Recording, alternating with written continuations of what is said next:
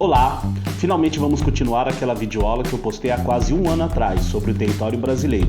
Nesse vídeo, você pode verificar como se deu a ocupação do nosso território após o início da extração do pau-brasil e da implantação das capitanias hereditárias.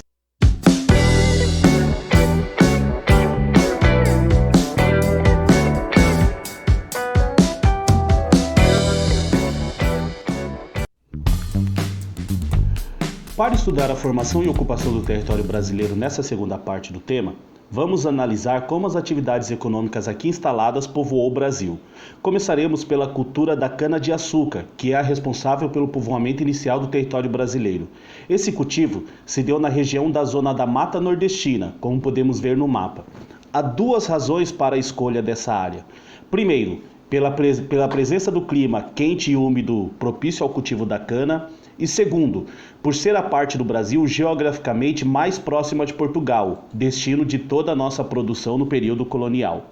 A produção de açúcar também foi responsável pela criação de uma estrutura social patriarcal e fortemente hierarquizada, com os senhores de engenho no topo tendo sua palavra o valor de lei.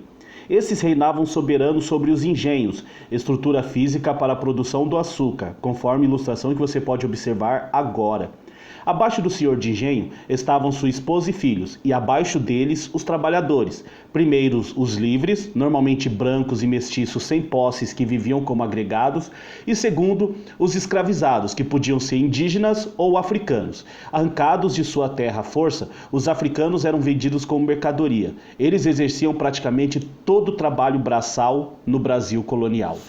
O ciclo do açúcar reinou no Brasil até final do século XVII. As invasões promovidas pelos holandeses no Nordeste deu a eles o conhecimento da técnica de produção de açúcar, até então monopolizada pelos portugueses. Após serem expulsos do Brasil, em 1654, os holandeses levaram essa cultura para as Antilhas na América Central e passaram a fabricar um produto melhor e mais barato do que o feito aqui. Junte a isso a perda das colônias portuguesas na Ásia e está completo o quadro que levou à decadência do açúcar no Brasil.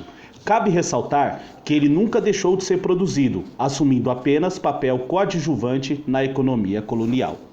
Mas nem só de açúcar viviam os lusos brasileiros no período colonial. O bandeirantismo foi outra atividade largamente exercida aqui no Brasil. Os bandeirantes eram muito ativos durante o século XVII e eram amplamente apoiados pela coroa portuguesa para buscar riquezas do interior da colônia, sobretudo pedra e metais preciosos. Essas expedições, conhecidas como bandeiras, partiam de onde hoje é o estado de São Paulo e extrapolavam as fronteiras entre os territórios portugueses e espanhóis, determinada pelo Tratado de Tordesilhas, como pode ser observado nesse mapa.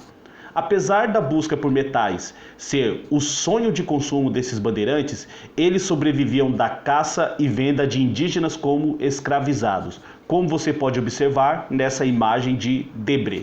Os bandeirantes foram importantes na formação do território brasileiro, por ajudar a interiorizar o povoamento, que até então era restrito apenas ao litoral, e também ajudou a alongar as fronteiras do território brasileiro, pois suas incursões levariam a disputas territoriais entre Portugal e Espanha no futuro, e culminaria com o Tratado de Madrid, que redesenhou a delimitação entre as terras de Portugal e Espanha aqui na América do Sul, como pode ser notado nesses mapas que mostram o antes e o depois desse tratado.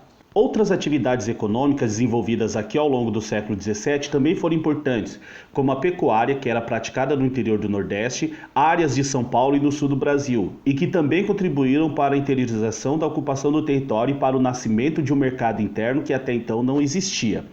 A busca pelas drogas do sertão, como por exemplo o cravo, canela, cacau, castanha e madeira, ajudaram a ocupar a Amazônia, e o cultivo do fumo ajudou a ocupar o recôncavo baiano.